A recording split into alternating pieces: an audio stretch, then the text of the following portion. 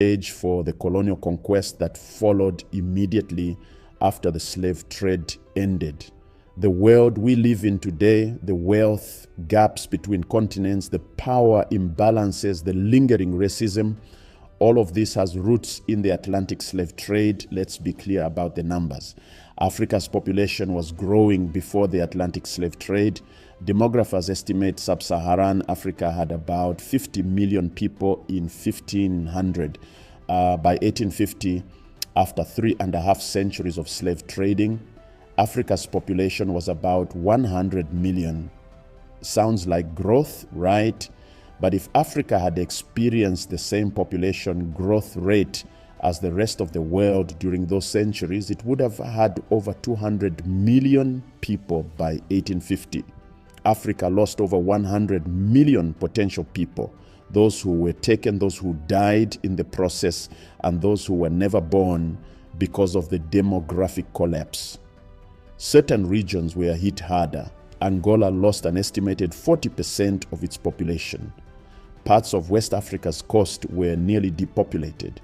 Some ethnic groups disappeared entirely. The gender imbalances created by preferentially capturing men meant population recovery was even slower. Fewer children were born. Social structures broke down. Some regions still haven't recovered. Parts of Central Africa have lower population densities today than they did in 1500. The Atlantic slave trade destroyed Africa's economic development in multiple ways. Selective removal of the productive population.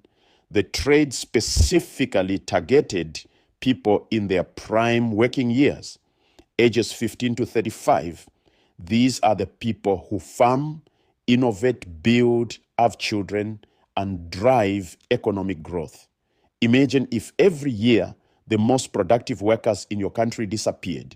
What happens to your economy? Destruction of security. Constant raiding made long-term investments impossible. Why build a permanent house when you might be captured next year? Why clear new farmland? Why establish a workshop? The slave trade created a rational incentive for short-term thinking and insecurity. This killed economic development. Militarization, states that might have invested in education, agriculture, or trade infrastructure instead invested in weapons and armies.